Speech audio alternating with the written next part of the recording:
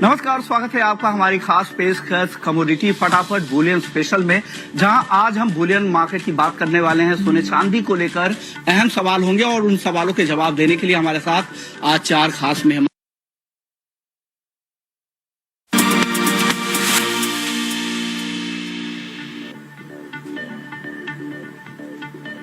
नमस्कार, स्वागत है आपका हमारी खास पेशकश कमोडिटी फटाफट बुलियन स्पेशल में, जहां आज हम बुलियन मार्केट की बात करने वाले हैं। सोने चांदी को लेकर अहम सवाल होंगे और उन सवालों के जवाब देने के लिए हमारे साथ आज चार खास मेहमान हैं। हमारे साथ जेम्स ज्वेलरी काउंसिल के पूर्व चेयरमैन और वामन हरी पेठे के डायरेक्टर आशीष पेठे साहब हैं, राजेश रोकरे साहब है वाइस चेयरमैन जीजेसी के, और सैम मेहरा हैं चेयरमैन हैं, और फिर पूर्व चेयरमैन और खंडेलवाल ज्वेलर से नितिन खंडेलवाल हैं। आप चारों मेहमानों का बहुत बहुत शुक्रिया, आपने ईटी नाउ स्वदेश की इस खास पेशकश के लिए वक्त निकाला है। शुरुआत सबसे पहले आपसे करेंगे। सैम, क्या लग रहा है, गोल्ड जिस तरह की सरप्राइज रैली दिखी है, लगातार एक के बाद एक नया रिकॉर्ड बना, 60-61 के आसपास से अचानक उठ के सोना का जो करंट वाद है एमसीएक्स का 69,487 तक पहुंच चुका है। क्या इस तेजी को, इस भाव को ग्राहक डाइजेस्ट कर रहे हैं? क्या कहेंगे आप इस पर? देखिए, ग्राहक जब भाव था पहले 30,000 का, फिर गया 35, फिर हो गया 40। ऐसा टाइम आया था जब कस्टमर सोचता था कि सोना इतना महंगा हो गया है, अभी एक्सचेंज कर लेंगे सोने को और बाद में वापस नीचे आएगा तब खरीद लेंगे। लेकिन अभी ऐसा भाव आ गया, जब 71,000 का जो भाव हो गया है, तब कस्टमर समझ गया है कि हर साल सोना 10 से 12% तेजी आएगी। अभी अचानक से जो 3 महीने रहे उसके अंदर ही सोना 64,000 से 70,000 का हो गया है। कस्टमर मार्च के अंदर जो पूरे इंडिया के अंदर ग्राहकी कम रहती है वो कम ग्राहकी थी, लेकिन अप्रैल से आज हमारा जीजेएस का शो है, जीजेसी का जो शो होता है उसके अंदर 10,000 के ऊपर विजिटर्स आए हैं। बहुत अच्छी रिटेल शोरूम्स की बाइंग है, अच्छा एंटिसिपेशन है कि एंड कंज्यूमर बाइंग करेंगे। 20 टन का जो व्यापार होता है हर साल अक्षय तृतीया के टाइम पर, पाड़वा में अच्छा 5 से 7 टन का व्यापार होता है। उड्डयन के अंदर साउथ में जो व्यापार होता है 100% उतना ही व्यापार होगा। 800 टन का इंपोर्ट इंडिया का हर साल होते आ रहा है और यही होते रहेगा। आप अगर देखेंगे, जब भाव 50,000 का था तब 4 लाख करोड़ का इंपोर्ट था, और अभी जब 65,000 का भाव है तो 5.5 से 6 लाख करोड़ का इंपोर्ट गोल्ड का हो रहा है। सो ग्राहकी स्टेबल है। वॉल्यूम टर्म्स के अंदर सोना उतना ही बिक रहा है जितना हर साल बिकता है, लेकिन वैल्यू टर्म्स के अंदर बढ़ गया है। ओके, सैम, आपसे एक और सवाल होगा। आपने इंपोर्ट की बातचीत की थी, तो अभी जो बैंक्स की तरफ से जो इंपोर्ट किए गए हैं रिकॉर्ड भाव की वजह से वो बहुत कम है। क्या वजह रही है? क्या ऊंचे भाव की वजह से बैंकों से गोल्ड का इंपोर्ट कम हुआ है? मार्च के अंदर जो इंपोर्ट्स थे वो कम रहे हैं, क्योंकि मार्च के अंदर आप देखेंगे जो एमएसएमई का लॉ आया है, मार्च के अंदर लोग अपनी बुक्स बंद करते हैं, कुछ हॉलीडे सीजन साउथ में चलता है, तो ये तरीके से गोल्ड की ग्राहकी कम है ओवरऑल। अप्रैल जो 1 है उसके बाद जो 9 तारीख को पाड़वा है, गुड़ी पाड़वा है, उसके बाद उत्तरायण है 9 को, फिर उसके बाद 10 मई तक अक्षय तृतीया है, तो उसकी ग्राहकी अप्रैल 1 वीक से चालू होती है। अप्रैल के अंदर जो इंपोर्ट की फिगर्स है वो आप देखेंगे पिछले साल के मुकाबले में उतनी ही रहेंगी, 3 से 5% ऊपर नीचे हो सकती हैं। मार्च के अंदर ओवरऑल ग्राहकी के वजह से गोल्ड इंपोर्ट कम हुई है, भाव की वजह से नहीं। ओके, अब नितिन जी, आपको पुराना अनुभव है, आपको क्या लग रहा है जो करंट भाव है, अचानक से जिस तरह की तेजी दिखी है? फरवरी में भाव था 61,400 के आसपास का, फरवरी का लो 14 फरवरी के आसपास का वो भाव था, वो बढ़कर 19,487 तक कल पहुंच गया। क्या लग रहा है आपको, ये रीजनेबल भाव है गोल्ड का करंट भाव? देखिए, दुनिया के जितने एसेट है उसमें पूरा दुनिया समझ चुकी है कि एक ही ऐसा एसेट है जो जिंदगी के साथ भी और जिंदगी के बाद भी काम आने वाला है। और केवल आप ग्राहकों की बात कर रहे हैं, आप पूरे वर्ल्ड की सेंट्रल बैंक की देख लिए बाइंग, पूरे वर्ल्ड की सेंट्रल बैंक 16 महीने से चाइना लगातार अपना इंपोर्ट बढ़ाते जा रही है। इंडिया की गवर्नमेंट ने भी रिकॉर्ड बाइंग की है। आप वर्ल्ड के किसी भी बैंक को उठा के देख लीजिए, आप अगर स्विट्जरलैंड का देखेंगे तो स्विट्जरलैंड का ईटीएफ से गोल्ड फिजिकल विड्रॉल ज्यादा हुआ है। तो पूरी कंट्री के अंदर पूरे लोग डिपेंडेंट्स एक सेल्फ हेवन करके इस पे आए, क्योंकि जियोपॉलिटिकल कंसर्न्स बहुत ज्यादा है और लोग समझ चुके हैं कि गोल्ड के अलावा भविष्य में उनको कोई भी अच्छा रिटर्न नहीं देने वाला है। आज अगर सारे एसेट क्लास को देखे जाए तो 20% का रिटर्न अभी तक के गोल्ड ने दिया है। तो अब जितना इसका रेट ज्यादा बढ़ेगा उतना अट्रैक्शन लोगों का इसकी तरफ ज्यादा जाएगा और उतनी ज्यादा लोग बाइंग करेंगे। अगर जिस दिन घटना शुरू हो जाएगा, लोग समझे में सोने में रिटर्न नहीं मिलेगा, इसकी लेवल ही कम हो जाएंगी, तो जितना बढ़ेगा उतना अट्रैक्ट करेगा। ओके, बिल्कुल आप अपने हिसाब से सही भी कह रहे हैं, क्योंकि हर आदमी के पास गोल्ड होता है तो लोगों को लगता है दाम बढ़ रहे हैं तो उनको अच्छा भी लगता है। क्या लग रहा है, आप भी स्टोर चलाते हैं महाराष्ट्र में, आपको लग रहा है ऊंचे भाव से कुछ डिमांड पर असर हुआ है? बिल्कुल नहीं, गोल्ड के रेट ही उसकी ब्यूटी है। अगर गोल्ड के रेट ही नहीं रहेंगे तो उसको सोना नहीं बोला जाएगा, और सोना जब बढ़ता है तो ग्राहक कुछ और इस पे सोचता है, ये नहीं सोचता है कि बढ़ गया इसलिए मेरे पॉकेट के बाहर है। उल्टा वो ये वैल्यूएशन भी करता है कि मेरे घर में जितना गोल्ड पहले मैंने खरीद के रखा है वो कीमत भी बढ़ गई है, तो कहीं ना कहीं उसको प्रेरित करता है कि नहीं नहीं, ये एक ऐसा इन्वेस्टमेंट है जिसे मैं यूज भी कर सकता हूँ। तो इसके वजह से ऑलवेज गोल्ड सभी के लिए पसंदीदा चीज कमोडिटी रही है। लेकिन अभी कमोडिटी से ज्यादा ज्वेलरी में लोग ज्यादा इंटरेस्ट लेते हैं। आप पहले देखते थे कि लोग बुलियन या गोल्ड कॉइन से इसमें इंटरेस्ट लेते थे, लेकिन जब से इस इंडस्ट्री पे ट्रस्ट बढ़ा है तब से इंडस्ट्री में लोग ज्वेलरी की तरफ अट्रैक्ट हुए और ज्वेलरी मतलब निसंदेह बिकना बढ़ गई है। और इसी वजह से आज हमने अभी जो जीजे शो चल रहा है उसमें भी देख रहे हैं, तो लोगों को आने वाले जो त्योहार की इतनी अपेक्षा, क्योंकि इसके साथ ही वेडिंग सीजन भी स्टार्ट हो रहा है। वेडिंग के साथ साथ जैसे आगे अक्षय तृतीया और गुड़ी पाड़वा, महाराष्ट्र में गुड़ी पाड़वा एक काफी बड़ा मुहूर्त माना जाता है।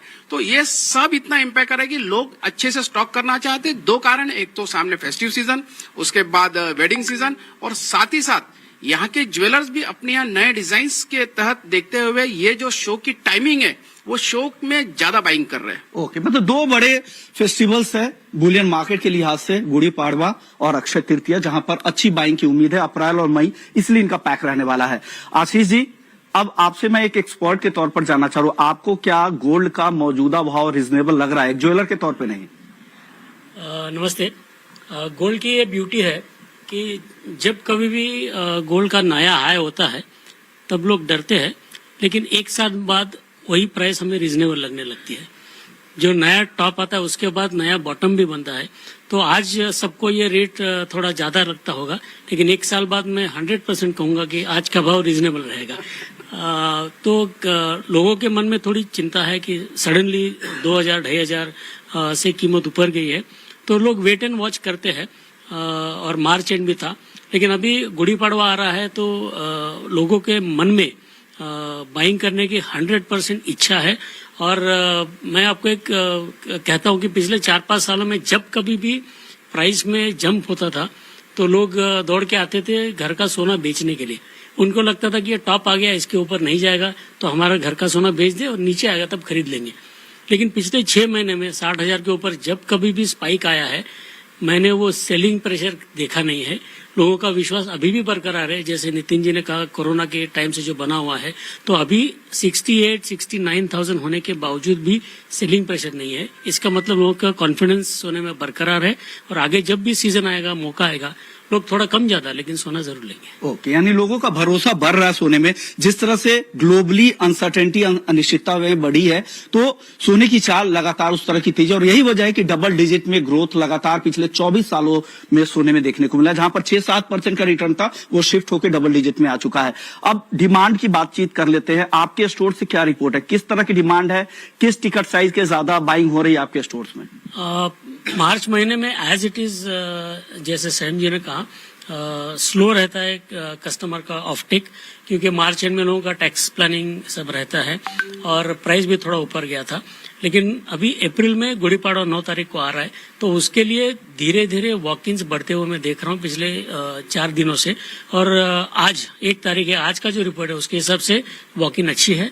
तो होप कर रहे हैं कि आगे चल के पाड़वा और अक्षय तृतीया में भी ग्राहकी अच्छी होगी। ओके, आप नागपुर से आते हैं, उधर वहां से किस तरह की रिपोर्ट आ रही है डिमांड को लेकर?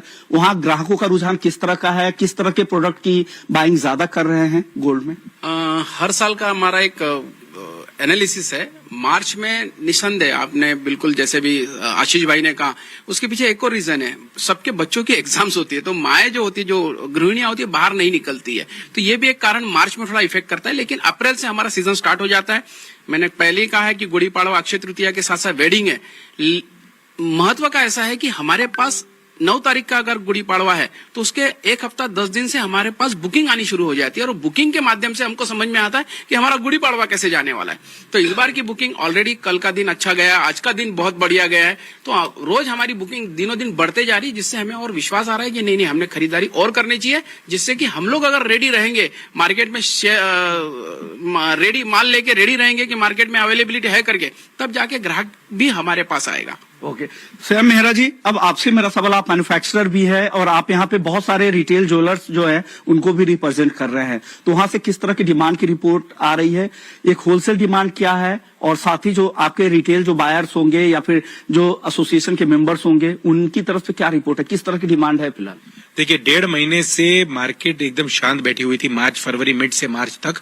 उसके बाद मैन्युफैक्चरर्स होलसेलर्स ने designing, innovation, new jewellery, bridal, millennials के लिए, सबके लिए पूरी मेहनत की है। आज जो जीजेएस का हमारा शो हुआ है उसके अंदर 18 टन से ऊपर ज्वेलरी जो डिस्प्ले पे, उसके बाद जो ऑर्डर 20 टन के आसपास के ऑर्डर्स आने की जो अभी हवा लग रही है, हवा दिख रही है। रिटेलर्स इतना रुझान कर रहे हैं, कम से कम 10,000 रिटेलर्स आज इस एग्जीबिशन के अंदर आने वाले 3 दिन के अंदर आपको दिखेंगे। तो मुझे लगता है कि बहुत ही इलेक्ट्रीफाइंग एटमॉस्फेयर है अभी, जहां पर नई ज्वेलरी की सोच से रिटेलर्स अपने होलसेलर्स, मैन्युफैक्चरर्स के पास आ रहे हैं। उन्होंने भी काफी इनोवेशन की है, handicraft jewellery, machine made jewellery के अंदर काफी इनोवेशन, जो 1.5 महीने का जो लैग था टाइम, उसके अंदर समय मिला है नई ज्वेलरी बनाने का, और वो ज्वेलरी दिखाने का समय मिला है। फॉरेन बायर्स इसके अंदर बहुत अच्छी तरह से आए हैं, 200 से ऊपर फॉरेन बायर्स हैं, और जो हमारे प्राइम मिनिस्टर का सपना है कि $10 बिलियन की सेल्स हमारी डोमेस्टिक काउंसिल बढ़ाए, वही सपने को हम आगे लेके जाते हुए यहाँ पर पूरा एफर्ट करते आ रहे हैं। तो आने वाला जो आगे का 1.5 महीना है, अप्रैल 1 से लेके 15 मई तक, उसके लिए हम बहुत पॉजिटिव हैं। मैन्युफैक्चरर्स, होलसेलर और रिटेलर पॉइंट ऑफ व्यू, तीनों के पॉइंट ऑफ व्यू से हम बहुत ज्यादा पॉजिटिव हैं इस 1.5 महीने के लिए। ओके नितिन जी ने तो पहले डिमांड की बातचीत की थी, इनको लगता है कि कोरोना के बाद से लगातार डिमांड अच्छी रही और आगे भी रहने की संभावना है। अब गोल्ड के भाव की बातचीत कर लेते हैं। अब इस भाव पर जो नया रिकॉर्ड बन गया 69,487 का, जो करंट मंथ का कॉन्ट्रैक्ट था अप्रैल का, वहां से अब भी इस साल कितनी तेजी की संभावना दिख रही है आपको? एक एक करके आपसे बात करते हैं। नितिन जी, सबसे पहले आप बताइए, क्या लग रहा है 2024 में टॉप लेवल क्या गोल्ड का हो सकता है और बॉटम क्या हो सकता है? क्या रेंज आप देख रहे हैं गोल्ड में इस साल? पिछले 6 महीने से हम बता रहे हैं कि $2,400 तक के गोल्ड जा सकता है। अभी करेंसी का मुझे पता नहीं है, लेकिन ऐसा लगता है कि 70 से 75 हजार रुपए तक के बीच में रेट चलेंगे, और ये कंटिन्यूअस बढ़ते जा रहे हैं, क्योंकि रेट कट के बारे में सबको पता है। किसी को ये नहीं पता कि रेट कट कब होगा, लेकिन ये तय है कि रेट कट होगा। अगर यूएस का रेट कट होगा तो सोना निरंतर बढ़ते चले जाएगा। कुछ हद तक के न्यूज डिस्काउंट हो चुकी है, लेकिन जब एक्चुअल रेट कट आएगा उसके बाद में काफी रेट बढ़ जाएंगे। और जियो कंसर्न्स भी बहुत ज्यादा हावी हो रहे हैं, उसकी वजह से भी सेफ हेवन करके सोने में डिमांड भी, उसकी वजह से भी काफी सोने के रेट बढ़ रहे हैं। जैसा मैंने आपको पहले भी कहा था कि पूरे वर्ल्ड में डिमांड गवर्नमेंट और पब्लिक दोनों की तरफ से निकल आ रही है, तो कोई कम होने का कोई स्कोप ही नहीं है। इस बार ये भी एक समझ में आया कि डायमंड में थोड़ा सा रेट कम हुए थे, उसकी वजह से हम बात कर रहे हैं हमारे all India gem and jewellery domestic council का जो जीजेएस शो है, उसमें कि डायमंड की भी सेल बहुत बढ़ गई है। तो डायमंड में लोगों को बहुत रिजनेबल लग रहा है, और डायमंड में सोना कम लगता है, तो सोने का जो रेट बढ़ने का असर है वो डायमंड ज्वेलरी पे कम दिख रहा है। उसकी वजह से डायमंड ज्वेलरी लाइट वेट के अंदर बहुत अच्छी डिमांड है। ओके, यानी आपको लग रहा है कि 70,000 से 75,000 रुपए तक सोने का ऊपर का लेवल, टॉप लेवल रह सकता है 2024 के बाकी बचे हुए महीने में। सैम मेहरा, आप बताइए, आपको क्या लग रहा है, आपका टॉप लेवल क्या है और बॉटम क्या हो सकता है इस साल के लिए, 2024 के लिए गोल्ड का? $2265 हमने देखा कॉमेक्स के अंदर आया, उसके बाद $30 थोड़ा सा घटा, लेकिन जब सोना नीचे आया तो इतना टाइम सस्टेन नहीं कर पाया। नियर टर्म के अंदर आप देखेंगे कि $2320 के आसपास कॉमेक्स आएगा, और जो हाजिर में मार्केट में विद जीएसटी 999 के रेट रहेंगे 72,500 से लेके 73,000 के करीब रहेंगे। उसके बाद टेक्निकल रेजिस्टेंस है वो 500-700 रुपया अप्रैल एंड के अंदर आना चाहिए नीचे।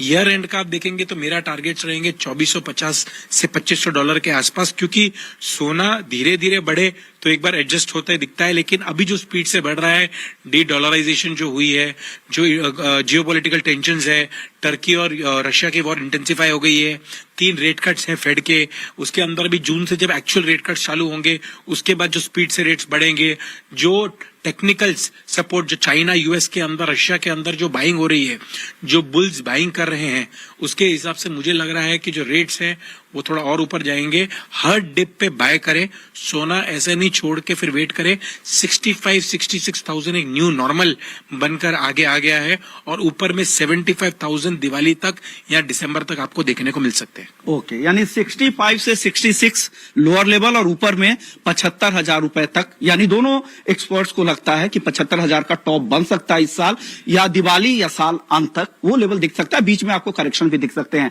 राजेश जी, आप बताइए, आपको क्या लग रहा है, गोल्ड का टॉप लेवल क्या होगा और बॉटम क्या होगा? क्या रेंज आप देखते हैं गोल्ड में? बिल्कुल, अभी जो गोल्ड का रेट चल रहा है, अगर आप जीएसटी के साथ देखते हैं तो 71,000 के आसपास तो चल ही गया, 71,350 के आसपास फिजिकल मार्केट में। मुझे नहीं लगता है कि 67 से या 68 से नीचे फिर से एक बार दिखेगा।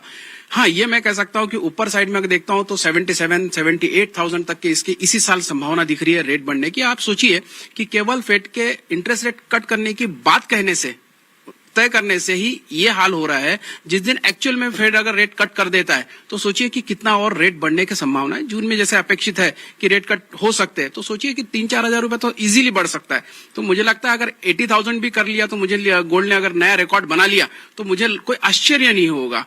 और मेरा यही मानना है कि अगर रिटेल मार्केट में अगर कस्टमर कभी सोचता है कि मुझे कम रेट में गोल्ड खरीदना या रेट कम हो जाएगा तब मैं खरीदूंगा, तो बिल्कुल मेरा सलाह ये रहेगा कि बिल्कुल आप बिल्कुल ना सोचिए। जिस दिन आपके पास पैसे हैं, आपके जेब में आप खरीदने का मूड है, आपने खरीद लेना चाहिए। क्योंकि वो जो डीप रेट होता है वो कभी कोई बीट नहीं कर पाता, पकड़ नहीं पाता है। जिस दिन हमारे पास उल्टा मैंने देखा है, जो रेट के लिए सोचते हैं वो सोचते रह जाते हैं और रेट नया हाई बना के चले जाता है। और मोस्टली जब रेट नीचे आते हैं तो बहुत ही कम समय के लिए आते हैं, वो घंटा 2 घंटा या 1 दिन के लिए रहता है। और फिर जब रेट कम होते तो हमारी एक और टेंडेंसी आती है, अगर आज 70 से 69 आ गया तो हम वेट करते हैं 68 आने की। जब 68 आता है तो हम 67 की राह देखते हैं, तो कभी भी हम उसको पकड़ नहीं पाते। तो ऑलवेज मेरा यही सलाह रहेगा, आज आप ले सकते हैं। जिन्होंने इसके पहले, आप मुझे पता है पिछले साल गुड़ी पाड़वा में कितने कम रेट थे, आज वो कम लगता है, लेकिन पिछले साल यही इंटरव्यू, इस टाइप के इंटरव्यू हम दे रहे थे तब वो रेट काफी महंगे लगते थे।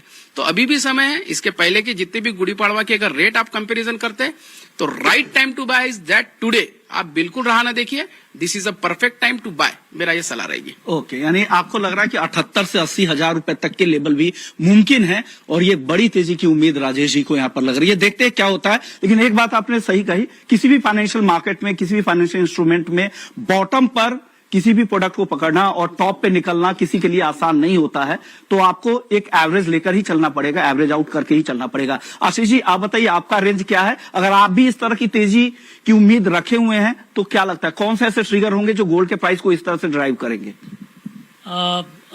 जब साल की शुरुआत में टीवी चैनल्स पे हम लोग आ रहे थे तब हमने कहा था कि एक बार 68,000 का टॉप होगा और 2300 या 2320 तक का डॉलर में भाव जाएगा।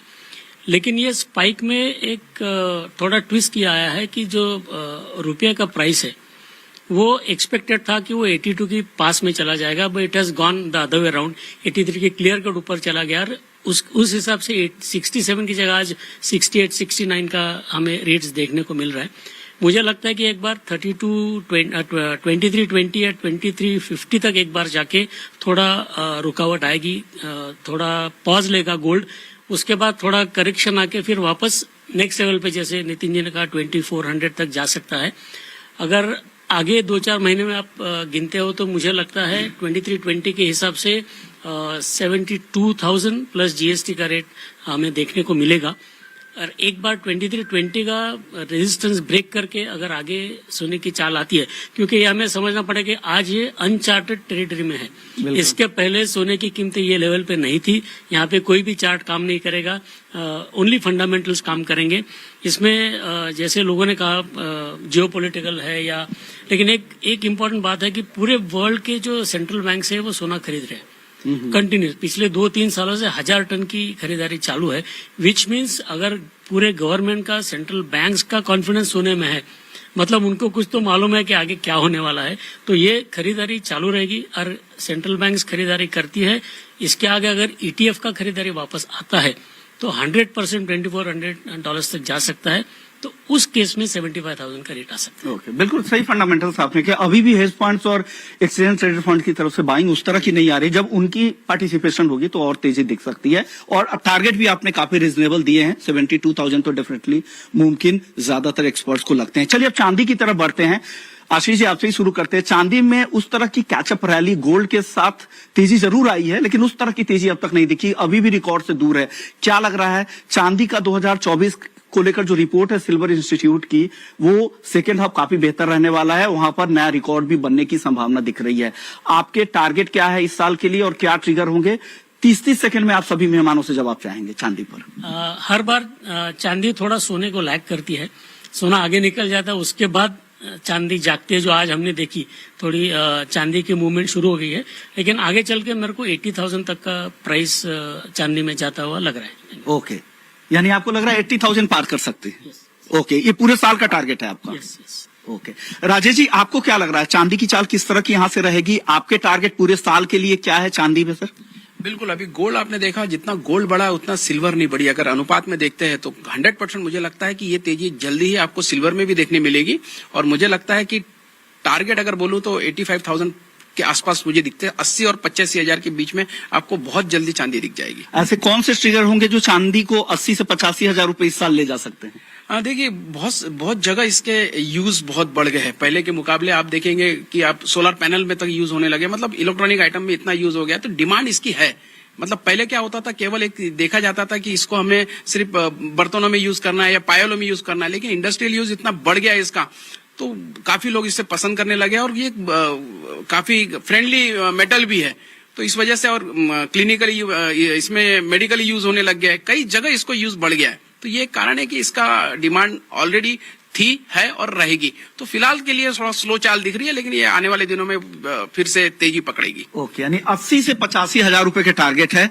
आशीष जी कह रहे थे 80,000 और राजेश जी 80 से 85 का रेंज दे रहा है। इनको लग रहा है जिस तरह से चांदी का दायरा बढ़ रहा है, चाहे वो हाउस होल्ड प्रोडक्ट्स वगैरह के तौर पे घरों में घर में इस्तेमाल, अब मिडिल क्लास तक भी चांदी के प्रोडक्ट्स इस्तेमाल कर रही है, तो एक दायरा बढ़ रहा है। साथ ही 50% तो इंडस्ट्रियल कमोडिटी है ही चांदी। आप बताइए सैम मेहरा जी, आपको क्या लग रहा है चांदी के टारगेट 2024 के लिए क्या है और क्या ऐसे ट्रिगर होंगे जो सपोर्ट करेंगे चांदी की कीमतों को? चांदी अभी $25.5 है जैसे, और 76,000 करीब है। चांदी मुझे लगता है कि अभी जो रैली गोल्ड के अंदर आई है, चांदी की रैली अभी पेंडिंग है।